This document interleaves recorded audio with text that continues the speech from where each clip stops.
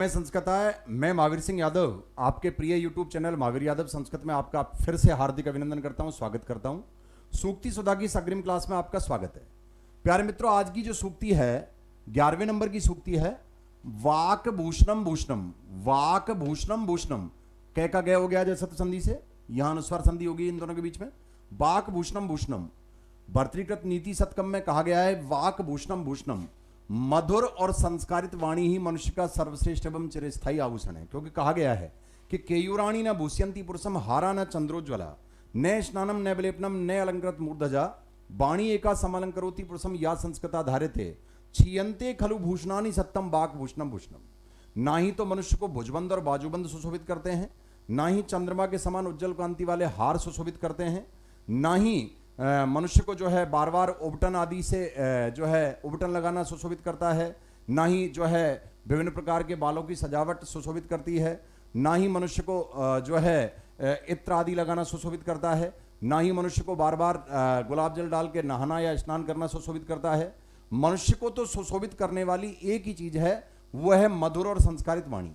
क्योंकि अन्य सभी स्वर्ण और रजत धातुओं से बने हुए आभूषण प्यारे मित्रों समय के अनुसार नष्ट हो जाते हैं, लेकिन मधुर और संस्कारित वाणी हमेशा मनुष्य का अच्छा आभूषण बनी रहती है, चिरस्थायी आभूषण बनी रहती है। इसलिए कहा गया है ऐसी वाणी बोलिए मन का आपा खोए, और औरों को शीतल करे आप शीतल होए। कहा भी गया है कि मीठा बोल बड़ा अनमोल, जो गुड़ खाने से मर जाए उसको जहर देने की जरूरत नहीं होती।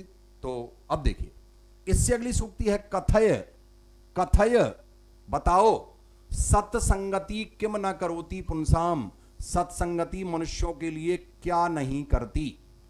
बताओ सत्संगति मनुष्यों के लिए क्या नहीं करती, अर्थात सत्संगति मनुष्यों के लिए सब कुछ करती है। बुद्धि की जड़ता को दूर करती है, वाणी में सत्य का संचार करती है, सम्मान और उन्नति को दिशाओं में फैला देती है, और सभी प्रकार की जो है दुर्गुणों को सद्गुणों में परिवर्तित कर देती है, जिससे मानव व्यक्तित्व का सर्वांगीण विकास हो जाता है। इसीलिए कहा गया है कि कबीरा संगत साधु की बेगी करिए जाए, और बिन पानी साबुन बिना निर्मल करे सुभाए।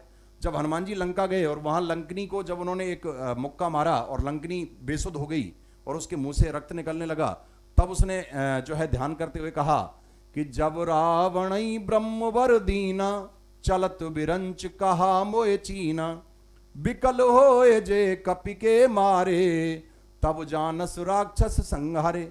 उसने कहा जब ब्रह्मा जी ने रावण को वरदान दिया और वो जाने लगे, तो उन्होंने कहा था किसी बंदर के मुक्का मारने पर तू अगर जो है बेसुध हो जाए, तेरे मुंह से रक्त निकलने लगे, तो समझ लेना राक्षसों का संहार का समय आ गया है।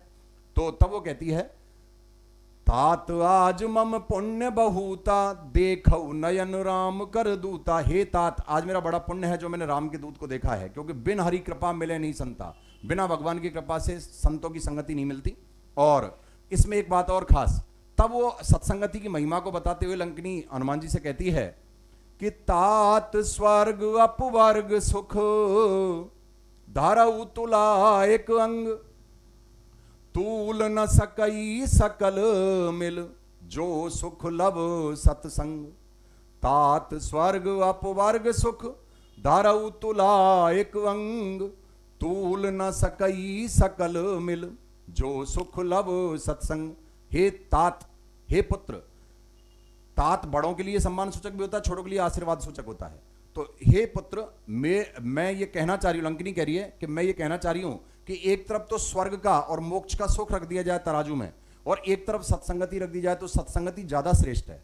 क्योंकि सत्संगति से बहुत सारे जो है दुर्गुण सद्गुणों में परिवर्तित हो जाते हैं, और आपने सुना भी होगा कि जैसी संगत वैसी रंगत।